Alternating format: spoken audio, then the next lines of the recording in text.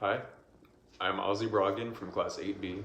This is my father, Barclay Brogdon, who is here with us today to talk about the era of communications, how it all started to present day, etc., etc.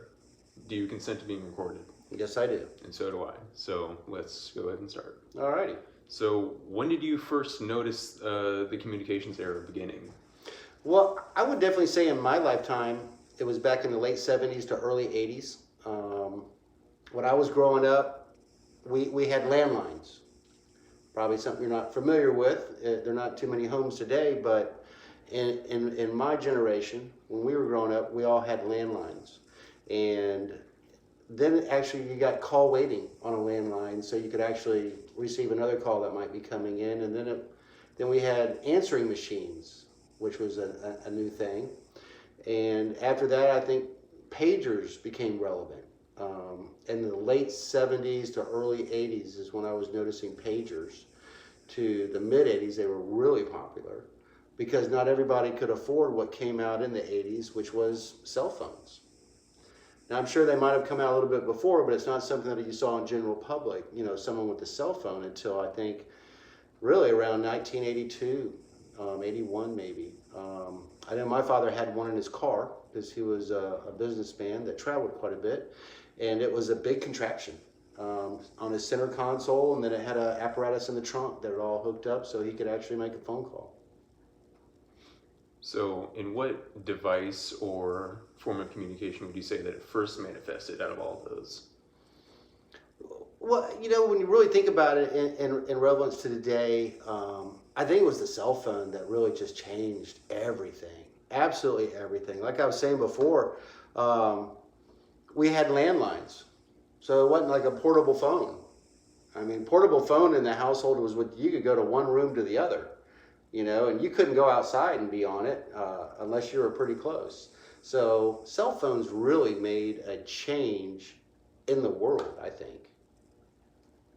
Okay, so how do you think the era might continue past phones or with cell phones? Well, I don't think it's ever going to be without cell phones, unless they come up with another device of communication, and I'm sure they will. But how it changed and how it's progressed is it's more than just a phone now. I mean, you've got the internet, which is just one more step that followed after the cell phones was the World Wide Web and the things that you could gather communication-wise. So basically, it's all about communication when you get right down to it. The phone opened up communication. The internet quadrupled that. So you get information. Do you think before this time there were any warning signs or foreshadowing for what was to come besides the landlines and all that? I'll be honest with you. I know when I was a freshman in college, I had a class on finance, and I had to do a stock report, and I actually went to like an E.F. Hutton, and one of the stocks, or one of the ladies that was helping me with that, she said communication is the next biggest era that this world will ever see, and she couldn't have hit it better when she said that, and that's basically what we're talking about today is how the communication era has just grown so much over the last 40, 30 years.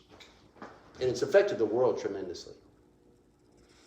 So, how do you think it has affected your life, whether it be your social life or whatever? Oh, everyday life is changed dramatically. What is a cell phone is basically your contact with the rest of the world, where you it's not like you can go out in the woods and be alone because you've got your phone. As long as you got a cell tower nearby, and you've got your communication right there. It's like your kids today have phones in school, have cell phones. They're doing texting. The communication is right there. The information that they're able to gather from those phones is right there. But it's that communication with the world through these devices. It's where your kids are all the time. If you can look at the phone and you can track them, you can track their every movement. In my era, that wasn't easy to do. Our parents wanted to know where we were. We had to leave a note. I'm at Johnny's house, and if you weren't at Johnny's house, she didn't know where you were. That doesn't happen today. You know where your kids are, basically, because you can track them on your phone. So you say it's encompassed most or all lives, basically the era of communications, but how has it affected the younger generations as compared to the older generations of people who haven't lived with cell phones for quite some time? I see that on a daily basis.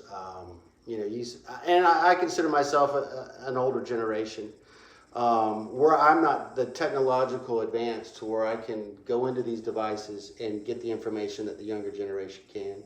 I can't text at the speed of light. I barely know what half the buttons, will do on a phone, but it's there.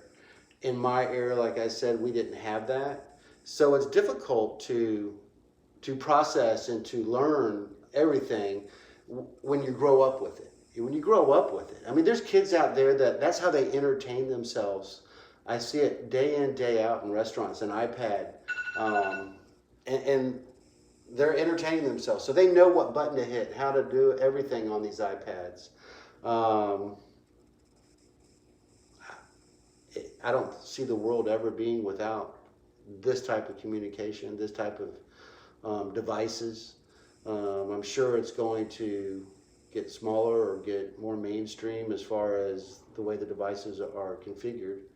Who knows? It might just be through my glasses right here. Everything right in a pair of glasses. I mean, they're done with that VR or whatever it's called, where you're in a reality of playing a video game. I mean, just imagine how it advanced video games. I mean, all this technology is all encompassed together. And I really think it just came from the technology between the cell phone and the internet and how they intertwined. And it's amazing. So you've gone in depth as to how the era of communications, whether it be cell phones or however else you communicate, has affected social life. But what do you think about how it has affected the political atmosphere? Oh, the political atmosphere. Oh my goodness. That not only can you get information, but you can get misinformation. I mean, unfortunately, that's what this world has come to, where there's just as much misinformation as there is information that you're gathering, and people have jobs to give out this misinformation to mislead people down a road that doesn't exist, especially when it comes to political parties, and it's amazing. Okay. Thank you for your time. I think that'll conclude this interview for now. Okay.